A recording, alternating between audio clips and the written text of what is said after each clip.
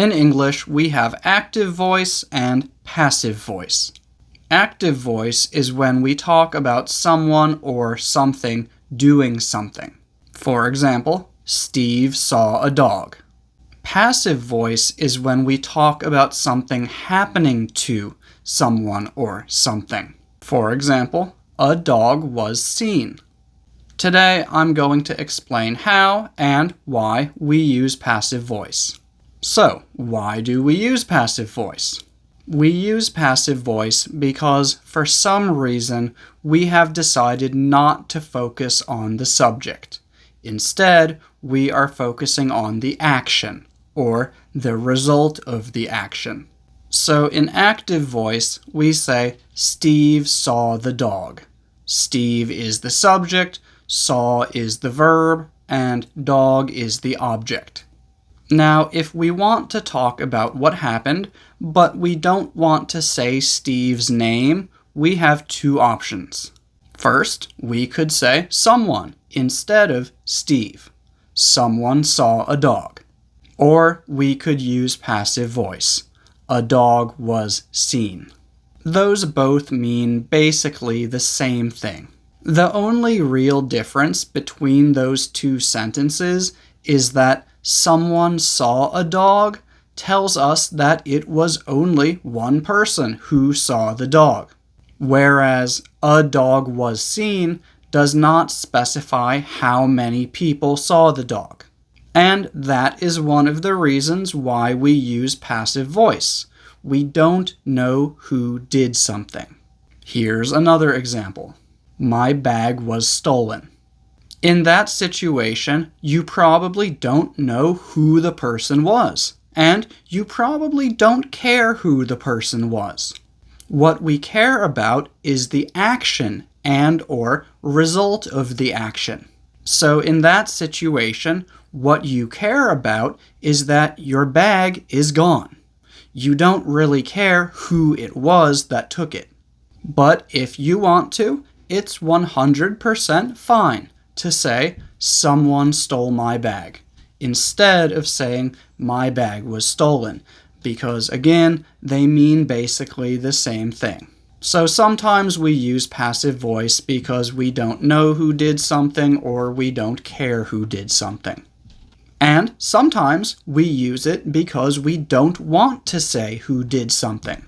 Imagine that your coworker, Sarah, makes a very big mistake at work, and she feels very bad about it. Then, in a meeting, your boss says, Sarah made a mistake. If she is like most people, she is probably now going to feel very uncomfortable. So instead, it would probably be better to say, a mistake was made.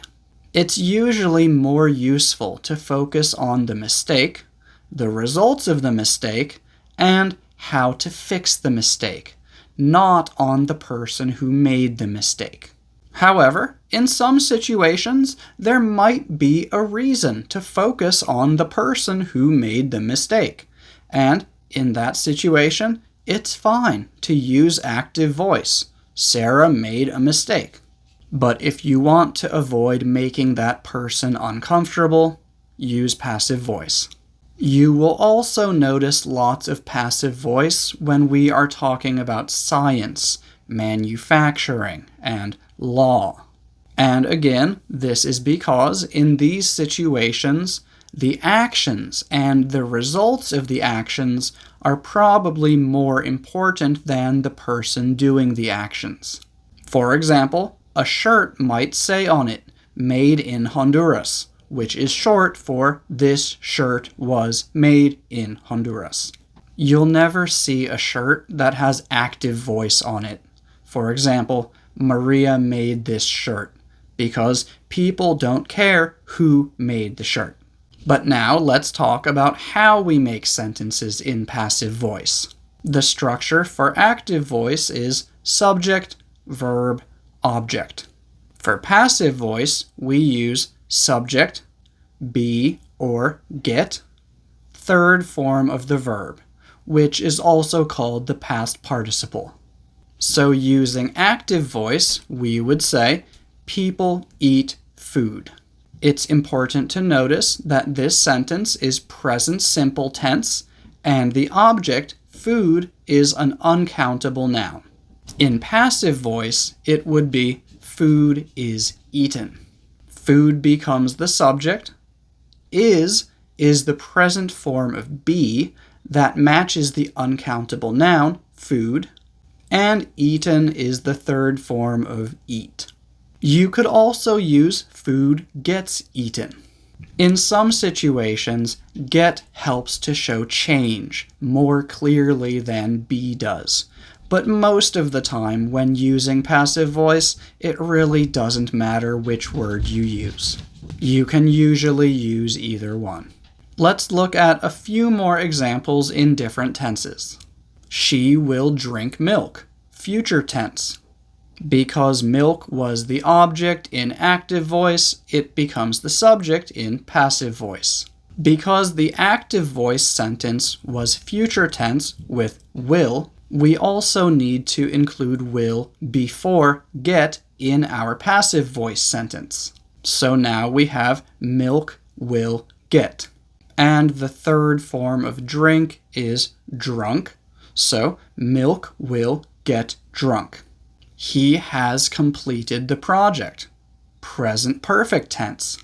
Because project was the object in active voice, project is now going to be the subject in passive voice. Then we need be or get.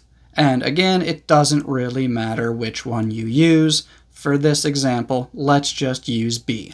And because the active voice sentence was present perfect, we need have or has in our passive voice sentence.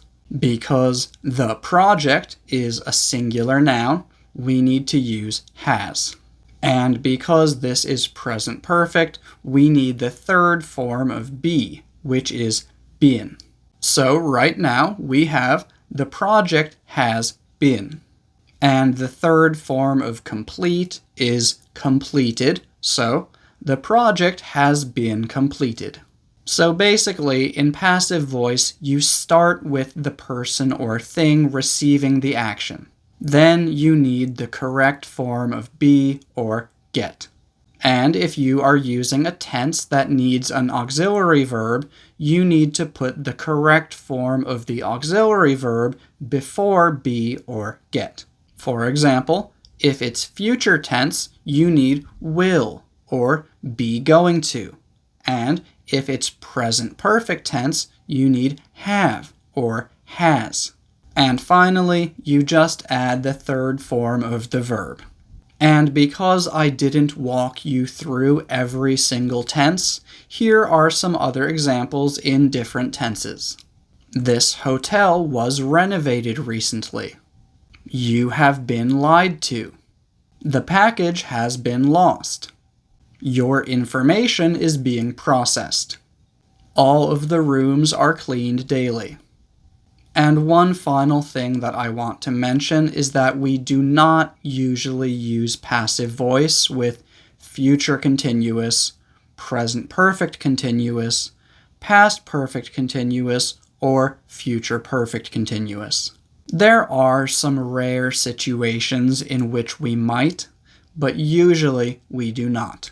So yeah, that's all for today. Thank you for watching.